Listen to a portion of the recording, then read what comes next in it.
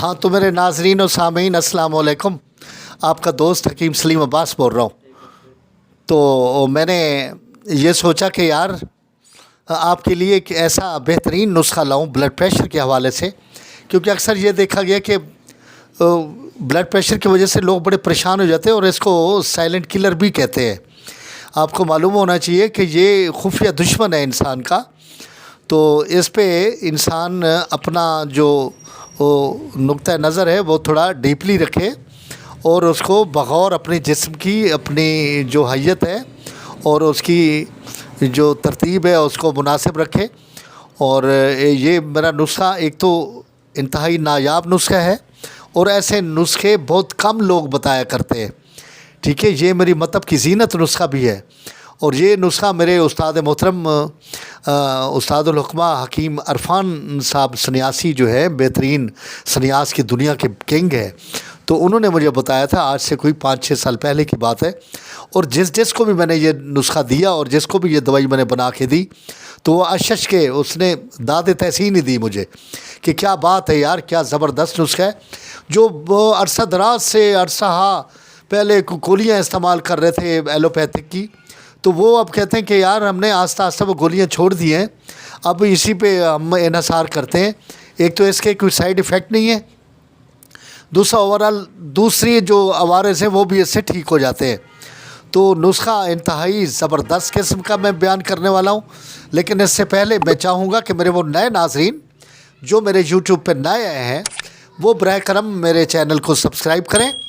और फिर मैं अपना नुस्खा आगे शुरू करता हूँ। और नुस्खा कुछ ऐसे है कि बेहतरीन चीज़ आपने देखी होगी और फ़ियाम में अक्सर लोग इसको जानते हैं, बखड़ा, सिंधी में इसको बखड़ू बोलते हैं। ठीक है ना जी। ये इसके जो कांटे होते हैं इसके हर साइड पे, देखिए इस तरीके से गौर से देखो, ये कांटे, ये चुभनल ऊँट जो है इसको ना बहुत ज़्यादा वैसे खाता है, ऊँट की ज़बरदस्त, ये ऊँट इसको बड़े मज़े से इसको खाता है। इसके कांटे लगे होते हैं और ये मफरूश होता है, फ़र्श पे फैला हुआ होता है इसका पौधा। ठीक है जी। इसका मैंने साथ ये पाउडर भी बना रखा है इसका, ये बखड़े का। ये बखड़ा खुर्द जो है ना, छोटे वाले दो किस्म के होते हैं, एक बखड़ा खुर्द होता है, एक बखड़ा कलां होता है। लेकिन मैंने ये बखड़ा खुर्द जो छोटे वाला है बखड़ू वो इस्तेमाल किया है और नुस्खे में भी यही वाला बखड़ा इस्तेमाल होता है। ठीक है जनाब।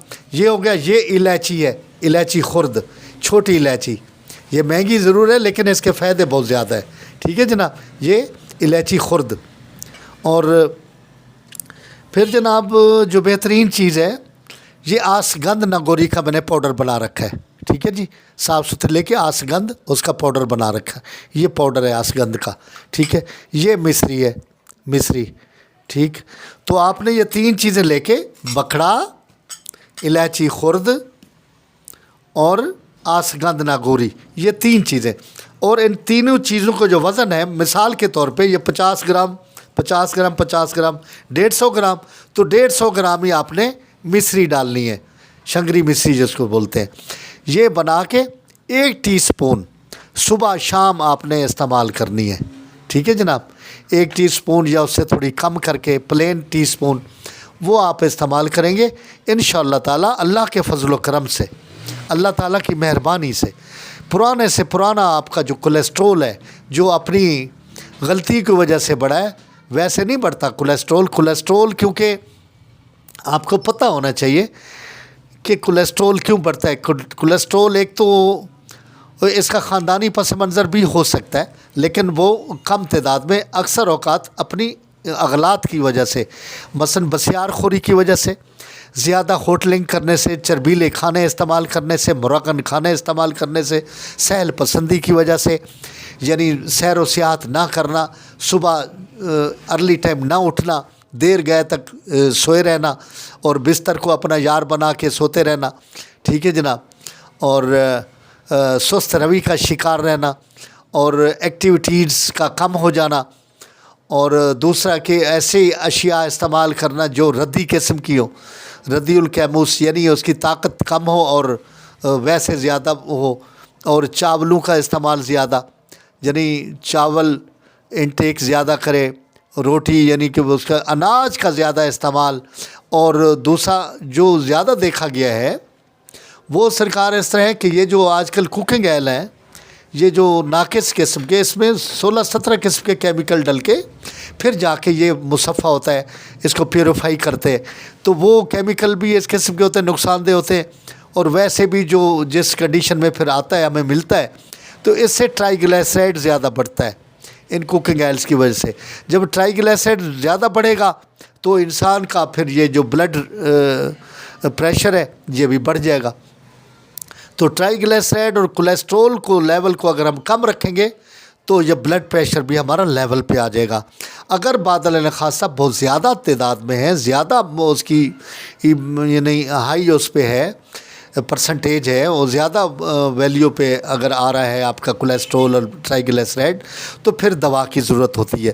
تو میں چاہوں گا کہ آپ جو ایلوپیتھک کی گولیاں ہیں وہ استعمال نہ کریں، اور حکمت کے نقطہ نظر سے، کیونکہ اس کی حکمت ایک ایسی چیز ہے کہ اس کے نقصان کم سے کم ہے، اور یہ نیچرل چیزیں ہوتی ہیں، قدرتی چیزیں، نیچر کے قریب ہوتی ہیں۔ تو یہ اس میں بتاؤ، یہ بکھڑا ہے، یہ چھوٹی الائچی ہے، یہ آسگندنا گوری ہے، یہ ان تینوں میں کوئی ایسی چیز ہے جو اس کا، بلکہ ان چیزوں کے استعمال سے انسان کے اور عوارض، مثال کے طور پر اگر گردے کا مسئلہ ہے وہ ٹھیک ہو جائے گا، اگر کوئی دوسرا کوئی تھوڑا طاقت کا کوئی مسئلہ ہے، اور پیشاب کا کوئی ایسا کوئی مسئلہ درپیش ہے وہ ٹھیک ہو جائے گا، اور معدے کے متعلق کوئی ایسا چھوٹی موٹی کوئی عوارض ہے وہ ٹھیک ہو جائے گے۔